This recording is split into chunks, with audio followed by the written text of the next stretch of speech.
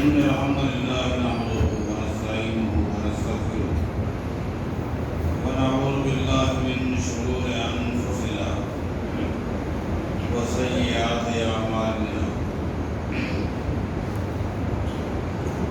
من يهده الله فلا مضل له ومن يضلل فلا هادي له وأشهد أن لا إله إلا الله وحده لا شريك له وأشهد أن محمدا عبده ورسوله أما بعد فإن خير الحديث كتاب الله وخير الهدي هدي محمد صلى الله عليه وسلم وشر الأمور محدثاتها وكل محدثة بدعة وكل بدعة ضلالة وكل ضلالة في النار. أعوذ بالله من الشيطان الرجيم. بسم الله الرحمن الرحيم. إنا نحن نزلنا الذكر وإنا له لحافظون.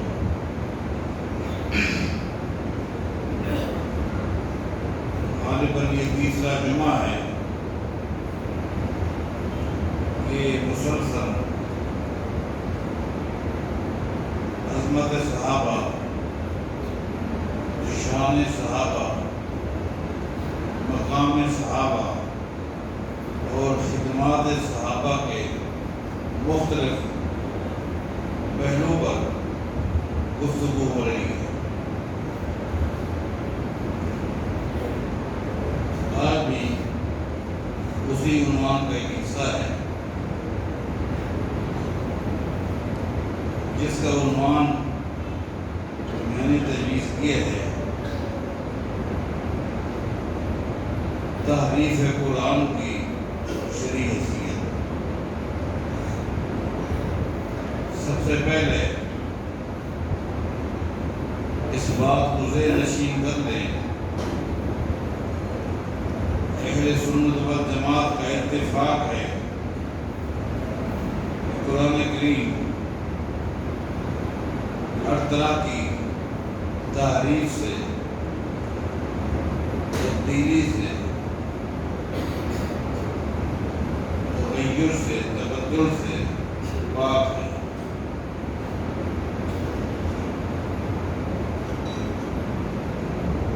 قرآن کریم تحریف سے کیوں نہ پاک ہو کہ اللہ تعالیٰ نے اس کی حفاظت کا ذمہ خود لیا ہے. اِنَّا نَحْنُ نَزَّلْنَا الذِّكْرَ وَإِنَّا لَهُ لَحَافِظُونَ.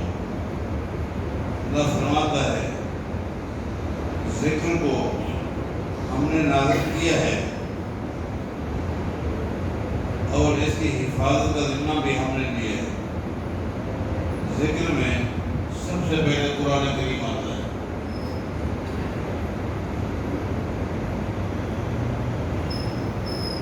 قرآن کریم سے پہلے اللہ تعالیٰ نے جتنی کتابوں کو نازل کیا ہے ان میں سے کوئی کتاب ایسی نہیں جس کی حفاظت کا ذمہ اللہ نے خود لیا ہو.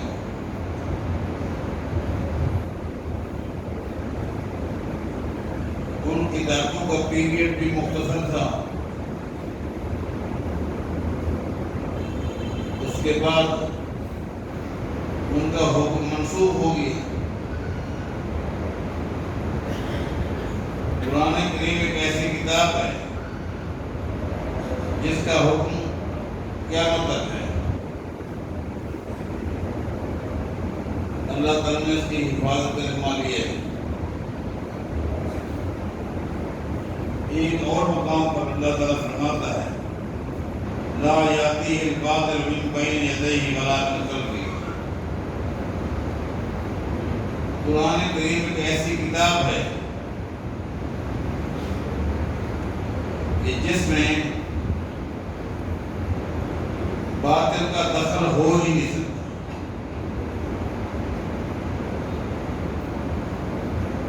اس میں باطل داخل ہو ہی نہیں سکتا. نہ تغیر ہے نہ تبدل ہے،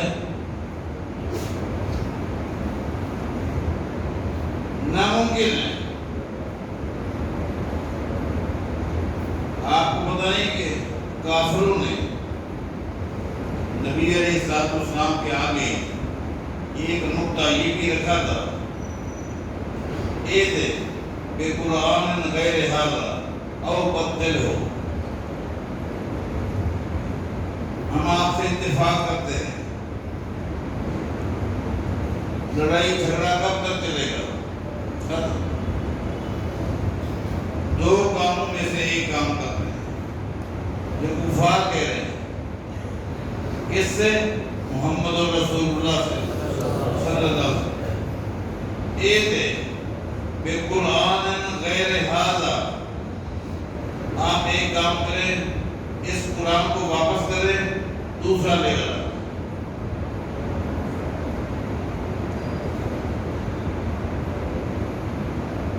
پہلا مطالبہ ہے ایتے بے قرآن غیر ھذا، یہ قرآن بھاری ہے،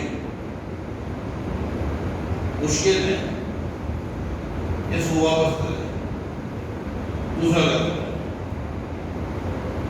اگر ایسا ناممکن ہے او بدل ہو، اس کو تبدیل کر دیں، کچھ آیات کو چینج کر دیں، کچھ آیات نکال دیں، آگے پیچھے کر دیں، او بدل ہو، کچھ تبدیلی کر دیں۔ اللہ نے کیا فرمایا؟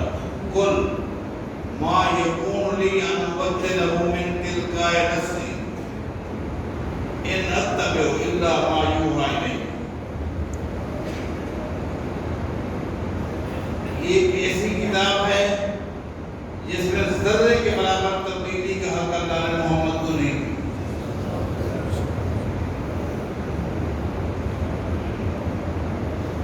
مجھے اختیار ہی نہیں، مجھے حق نہیں۔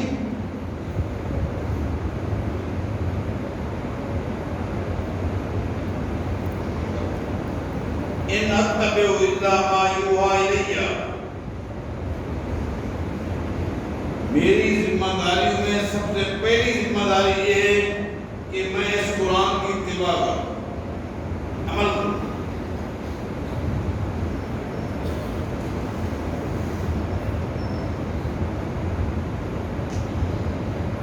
اللہ نے ایک اور مقام پہ فرمایا کہ اگر میرا پیغمبر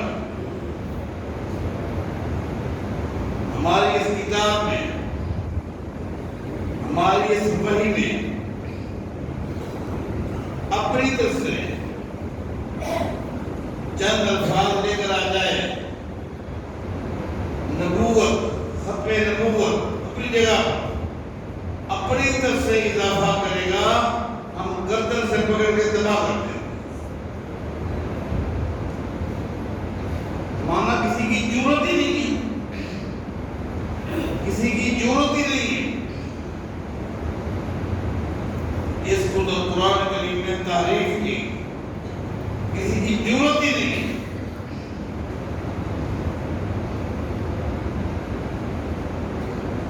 اہل سنت والجماعت کا پھر اتفاق عقیدہ ہے کہ نبی علیہ السلام نے صحابہ کرام کو قرآن کریم کے لکھنے کا، جمع کرنے کا، ترتیب دینے کا جس طرح حکم دیا، صحابہ نے ویسے کیا۔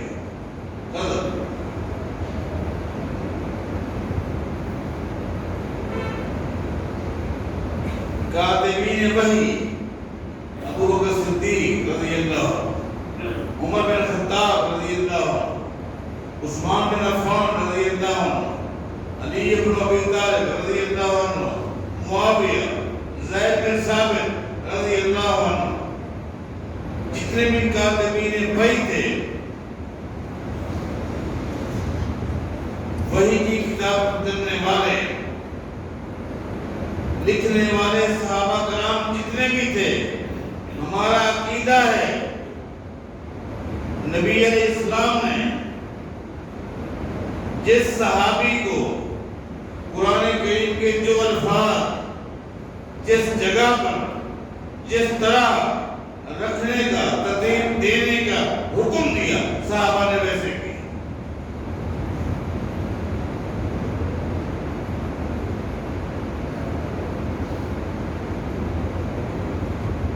ذرے کے برابر صحابہ میں سے کسی صحابی نے قرآن کریم کی کتابت میں کوئی خیانت نہیں کی۔ اگلا نقطہ بڑا اہم ہے، بڑا قابل غور ہے۔ اگر کوئی شخص یہ سمجھتا ہے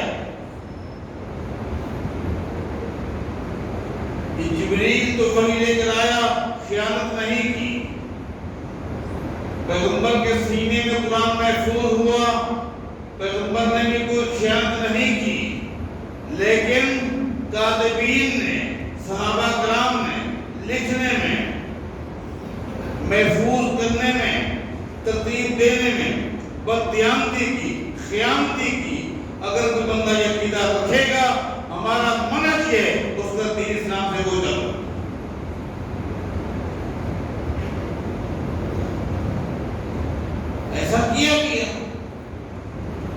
ایسا کیا گیا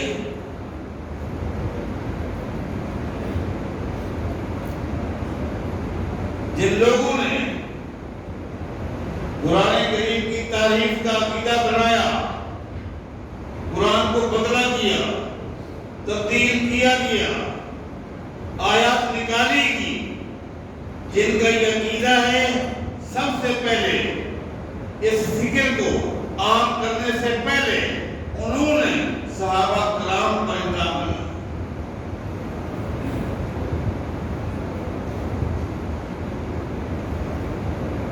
لکھائی بدنام ہوگی بعد میں، پہلے لکھائی کرنے والے کو بدنام کیا۔ کیا کہا؟ بڑی معروف کتاب ہے، اس کا نام ہے کتاب الروضہ۔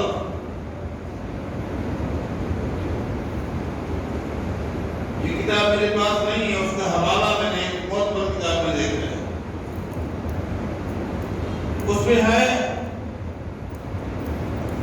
کان الناس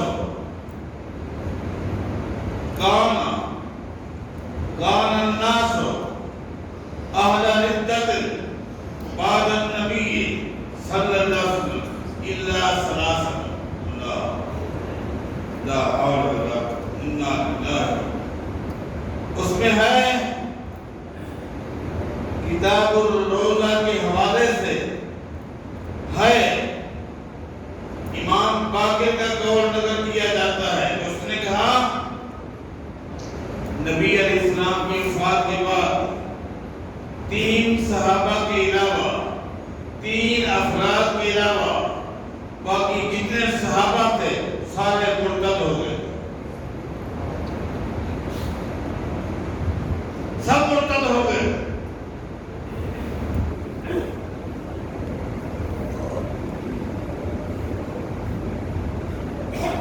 تحریف قرآن کے عقیدے کو ثابت کرنے کے لیے پہلے کاتبین کو مرتد کیا جا رہا ہے، دین اسلام سے خارج کیا جا رہا ہے۔ پھر آگے کیا کہا وہ بتاؤں گا۔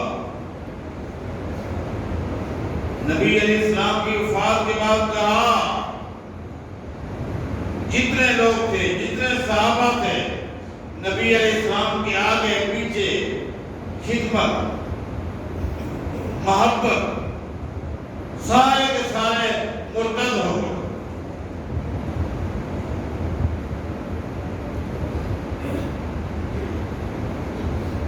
الا ثلاثہ، 3 درویش مرتد نہیں ہوئے۔ قلت تمہارے ثلاثہ، شاید نے پوچھا امام باقر سے وہ 3 کون تھے جو مرتد نہ ہوئے؟ کہا ایک مقداد، ایک ابو ذر غفاری اور ایک سلمان فارسی۔ بس یہ 3 مرتد نہیں ہوئے تھے۔ سارے کے سارے مرتد ہو گئے.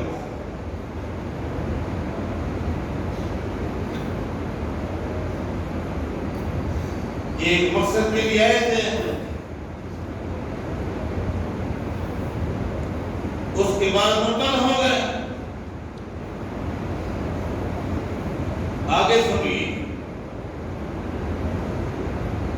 فصل الخطاب میں ہے, یہ میرے پاس ہے, اس میں ہے جس وقت نبی علیہ السلام فوت ہوئے,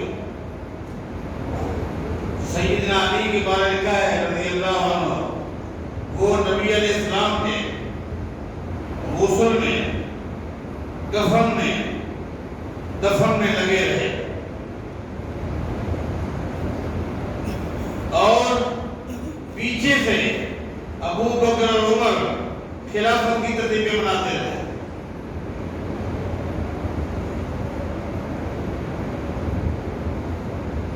خلافت کی ترتیبیں بناتے رہے, کون خلیفہ بنے گا, تو یا میں؟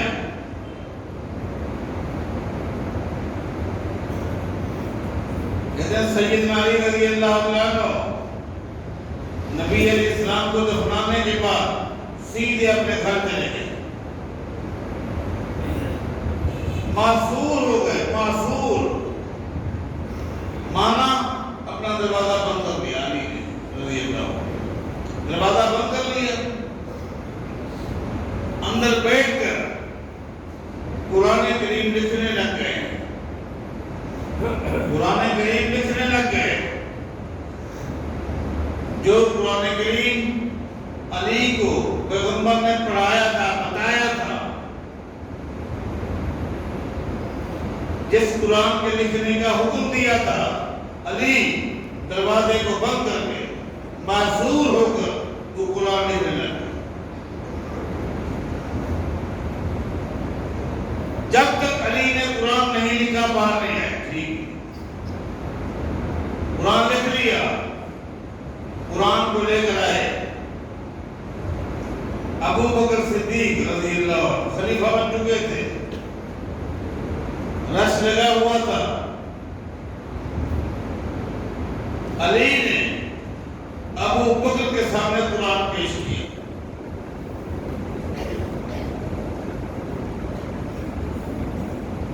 یہ قرآن ہے جس کا مجھے نبی علیہ السلام نے حکم دیا تھا. تو کہتے ہیں کہ ابو بکر نے اس قرآن کو کھولا,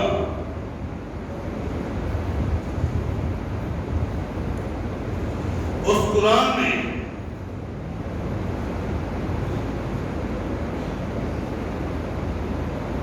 قرآن میں اللہ نے مہاجرین صحابہ کو, انصار صحابہ کو خوب سنائی ہے, خوب سنائی ہے. مہاجرین جو اپنے آپ کو صحابہ کہتے تھے, انصار جو اپنے آپ کو صحابہ کہتے تھے, اس قرآن میں اللہ نے خوب ان کو سنائی, برا بڑا کہا, خوب مذمت کی, اللہ نے خوب لتاڑا.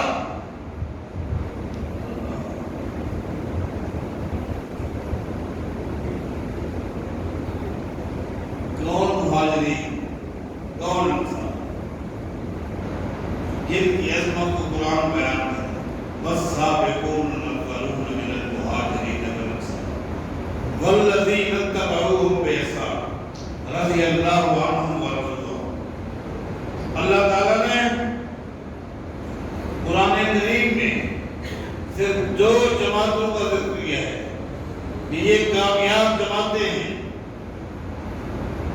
یہ کامران جماعتیں ہیں, یہ جنتی جماعتیں ہیں, یہ مغفور جماعتیں ہیں. دو جماعتوں کا نام ہے, والسابقون الاولون من المہاجرین والانصار. ایک جماعت مہاجرین, مہاجرین سب سے پہلے ابو بکر صدیق رضی اللہ عنہ،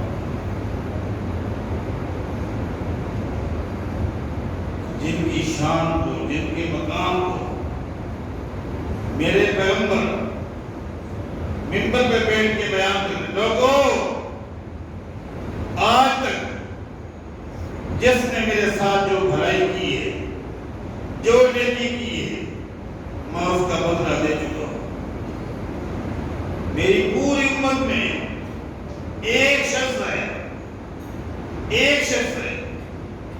جس کی نیکیوں کا، جس کے احسانات کا بدلہ میں محمد نہیں دے صلی اللہ علیہ وسلم۔ وہ کون ہے؟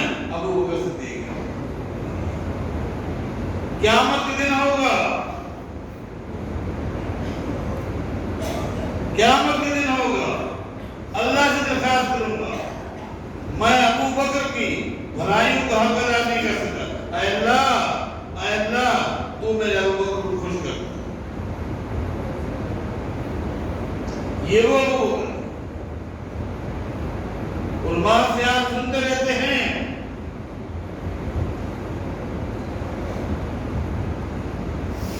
جب چودھری کا چاند نکلا ہوا تھا، اس رونق کو دیکھ کر سید عائشہ رضی اللہ عنہ نے پوچھا تھا، اے اللہ کے نبی صلی اللہ علیہ وسلم، کیا آپ کی امت میں کوئی ایسا شخص ہے جس کی نیکیاں اس قدر لاتعداد ہوں، بے شمار ہوں، جس طرح آسمان پہ اس کا ہے، جن کو گنا نہیں آتا، جن کو شمار نہیں کیا جا سکتا؟ کوئی ہے آپ کی امت میں؟ نبی علیہ السلام نے کیا بتایا؟ کہا عمر، میں جی ہاں عمر کہہ سکتا، عمر کی نیکیوں کو کوئی گن نہیں سکتا۔ تم کہتے ہو کہ وہ مرتد ہو گیا تھا، میرے پیغمبر فرمائیں عمر کی کوئی نیکیاں گن نہیں سکتا، شمار نہیں کر سکتا۔ کون عمر جو چلتا زمین پر ہے؟ اللہ اپنے پیغمبر کو جنت میں بلا کر بیداری کے عالم میں، خواب کے عالم میں عمر بن خطاب کے معاملات دکھ رہا ہے کہ یہ گھر عمر کا ہے۔ کیا جنت کے معاملات ان لوگوں کے لیے ہوتے ہیں جو مرتد ہو جاتے ہیں، جو منافق ہو جاتے ہیں، دین سے پھر جاتے ہیں، ان کے لیے جنت کے معاملات ہوتے ہیں؟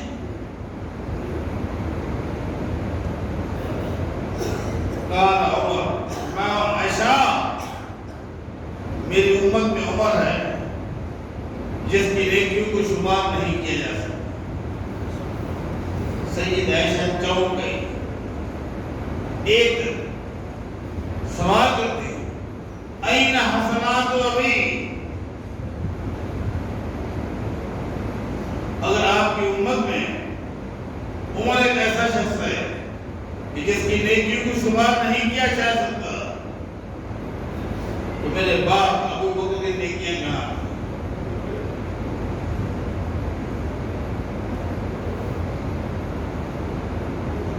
نبی علیہ السلام میں عائشہ ابو بکر کی نیکیاں پوچھتی، انما جمیل حسنات عمر کحسنۃ واحدۃ من حسنات ابی بکر۔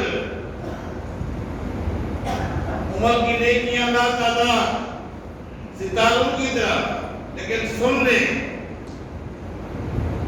عمر کی ساری زندگی کی نیکیاں جن کو گنا نہیں جا سکتا، شمار نہیں کیا جا سکتا، وہ ساری نیکیاں مل کر بھی ابو بکر کی اس رات والی نیکی کا مقابلہ نہیں کر سکتی جس رات نبوت کو کندھے پر رکھ کر ابو بکر اڑ گیا تھا۔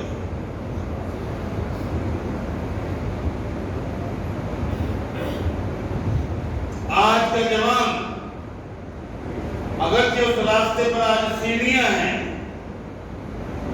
لیکن آج بھی اس سفر کو طے کرنے کے لیے سوچ میں پڑ جاتا ہے، سوچتا ہے پہنچ پاؤں گا کہ نہیں؟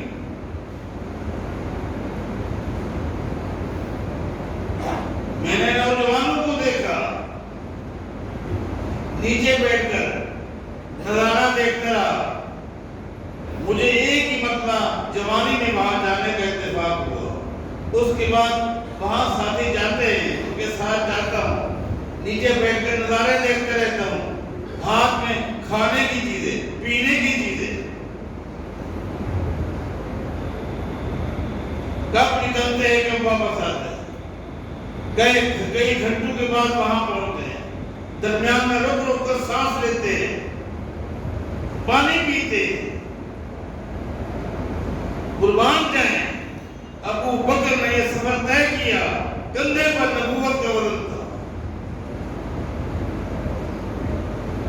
نبوت کے وزن کو معمولی سمجھتے ہو؟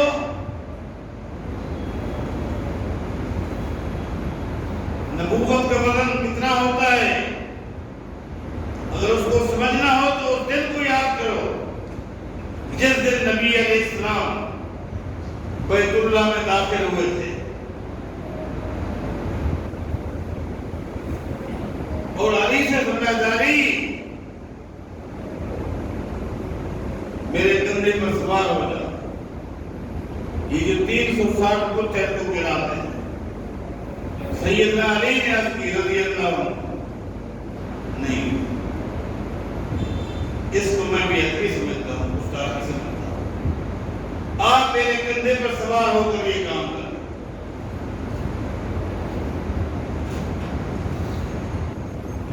نبی علیہ السلام نے علی جیسے دلیر, بہادر, جرأت مند, طاقتور کے کندھے پر ایک پاؤں رکھا. علی کی چیخ نکل گئی. اللہ کی رسول, مجھ میں ہمت نہیں ہے. نبی علیہ السلام نے فرمایا کہ اب میں ایک حکم دے رہا ہوں, میرا حکم ہے, آپ آ جائیں.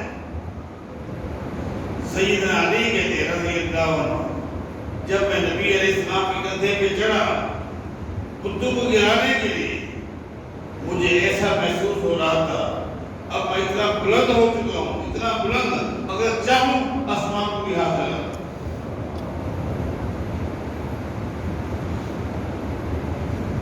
نبوت کے اس وزن کو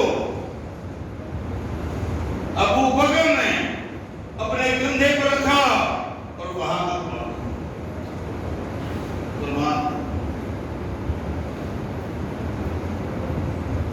اتنی عظیم نیکی.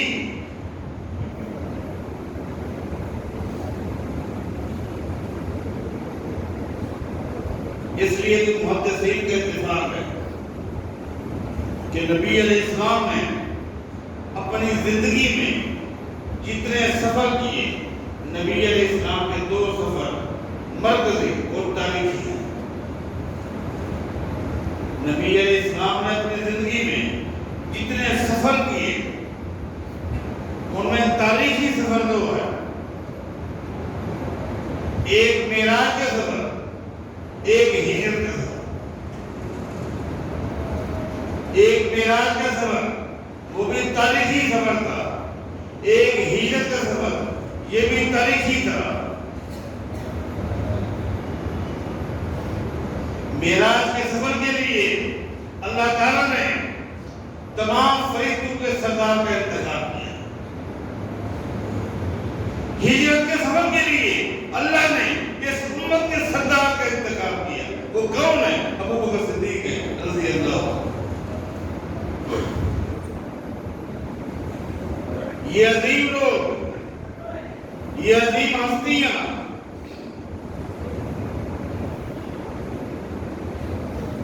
کہاں یہ سب مرتد ہو گئے تھے. اے اللہ صحابہ پر کروڑوں رحمت نازل فرما. تو میں فصل الخطاب کے حوالے سے کہہ رہا تھا, علی رضی اللہ عنہ ابو بکر کے سامنے قرآن لے کر آئے. یہ وہ قرآن ہے جس کے لکھنے کا پیغمبر نے مجھے حکم دیا تھا, میں لے کر آیا ہوں. کہتے ہیں ابو بکر نے کھولا، اس میں اللہ نے مہاجرین کو، انصار کو بہت سنائی، برا بھلا کہا۔ ان آیات کو دیکھ کر آگے لکھا ہے فَوَسَمَ عُمَرُ، ایک دم عمر چیختے ہوئے کھڑا ہو گیا اور کہا یا علی اسجد ہو، اس قرآن کو دفع کر لے جا، لا حاجت لنا فیہ، ہمیں تیرے قرآن کی کوئی ضرورت نہیں، لے جا۔ فَأَخَذَهُ عَلِيٌّ فَانْصَرَفَ، تو کہتے ہیں کہ علی اس قرآن کو لے کر واپس چلا اور جاتے ہوئے کہ فرمائے مَا تَرَوْنَهُ بَعْدَ يَوْمِكُمْ هَذَا، ٹھیک ہے یہ وہ قرآن تھا جو پیغمبر نے مجھے بتایا، پیغمبر کے حکم پہ لکھا، اگر تم نہیں مانتے آج کے بعد اس قرآن کو تم نہیں دیکھو۔ کہتے ہیں کہ علی وہ قرآن نہیں چلا،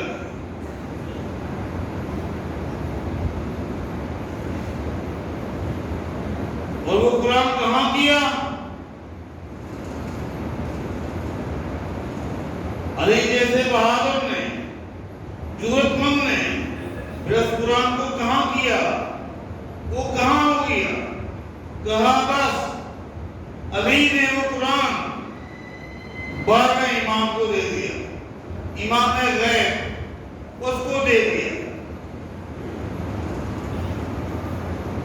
اور اس قرآن کو لے کر 12 امام غیب اس قرآن کو لے کر غار میں چلا گیا اور زمین پہ رہنے والے مومنین کو وہ حکم دے کر گیا کہ تقیہ کرو، اور تقیے کے ذریعے اس وقت جو لوگوں کے پاس منافقین کے پاس نعوذ باللہ جو قرآن ہے اس کو پڑھو اور پڑھاؤ، اور 12 امام کی انکار کرو۔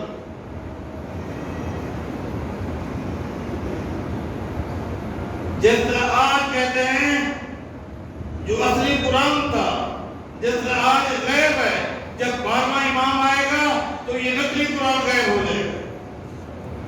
قرآن کریم کے بارے اس طرح کا منحوس غلیظ عقیدہ رکھنا، یہ عقیدہ کسی مسلمان کا نہیں ہو سکتا۔ وہ کتاب جس کی حفاظت کا ذمہ اللہ نے لیا، جس کتاب کو اللہ نے محفوظ کیا ہوا ہے اور قیامت تک محفوظ رہے گا، قربان ہے اللہ نے اس کتاب کو کتابی شکل میں محفوظ نہیں کیا۔ لوگوں، مسلمانوں کی آخری کتاب یہ کتاب میں اور رات میں محفوظ نہیں ہے، اور رات کو تو آگ لگ جاتی ہے، اور رات تو سمندر میں غرق ہو جاتے ہیں، پھٹ جاتے ہیں۔ اللہ نے اس کتاب کو مسلمانوں کے سینوں میں محفوظ کیا ہے۔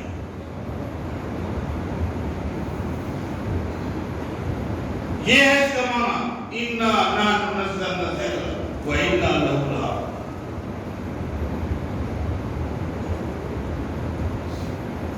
معصوم بچہ اجمی ہے، عربی ہے،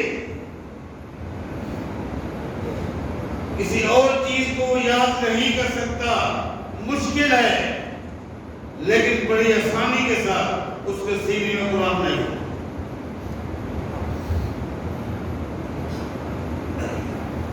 آج اگر زمین پر قرآن کریم کے جتنے نسخے ہیں ان کو اگرچہ بند کر دیے گئے، لیکن بھی قرآن پھر بھی محفوظ ہے۔ سینوں سے نکالنا آسان کام ہے۔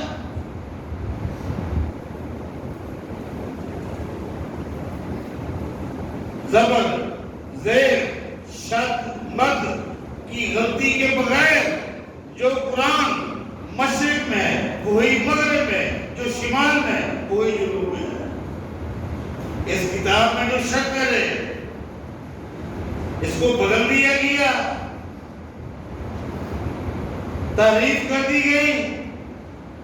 یہ عقیدہ کفر ہے۔ جو شخص بھی، جو قوم بھی یہ عقیدہ رکھے اس کا دین سے کوئی تعلق نہیں۔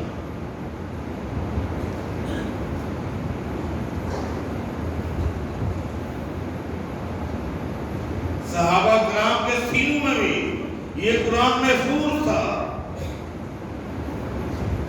اور زبانی بیٹھ کر کتابت کرتے تھے، کتابت، اور وہ بھی زبانی۔ آپ کو پتہ نہیں کہ امیر عمر رضی اللہ تعالیٰ عنہ کے دور میں جب ایک شخص کوفہ سے آیا، امیر عمر نے کوفے کے حالات معلوم کیے، وہاں کیا ہو رہا ہے، حالات کیسے ہیں، ساری رپورٹ لیتے رہتے اس شخص نے امیر عمر کو ایک بات بتائی کہ وہاں کوفے میں ایک بابا ہے، ایک بزرگ ہے، وہ بیٹھ کر زبانی قرآن کریم لکھتا رہتا ہے، زبانی قرآن کریم لکھتا رہتا ہے۔ سید عمر ایک چونکی لال سرخ ہو گئے، قرآن کریم کتابت اور وہ بھی زبانی۔ تھوڑی سی غلطی ہو گئی، غلطی دنیا میں پھیر دے، قرآن کریم اس کی کتابت وہ بھی زبانی۔ کون ہے بابا؟ اور بابا کا کیا نام ہے جو زبانی بیٹھ کے قرآن کریم لکھتا رہتا ہے؟ کون ہے؟ اس کے نام کا پتہ ہے جی؟ اس کا نام عبداللہ بن مسعود ہے رضی اللہ۔ کہتے ہیں ایک عمر ٹھنڈا ہو اور کہا بھائی اس بزرگ کو زبانی قرآن کریم لکھنے کا حق حاصل ہے۔ اللہ، یہ صحابہ کرام ہیں، ان کے حافظے میں شک کرتے ہو، ان کی کتابت میں شک کرتے ہو، ان کی تحریر میں شک کرتے ہو، ان کی ایمان میں شک کرتے ہو۔ کیا تحریف قرآن یہ صحابہ کی فکر تھی؟ نہیں، وہ تحریف کرنے والے نہیں تھے، محفوظ کرنے والے تھے۔ صحابہ کے بارے مبارک سوچ بناؤ۔ اگر اپنے ایمان کی خیر چاہتے ہو، صحابہ کی ذات کے بارے، صحابہ کے کردار کے بارے، صحابہ کی فکر کے بارے، صحابہ کے عقیدے کے بارے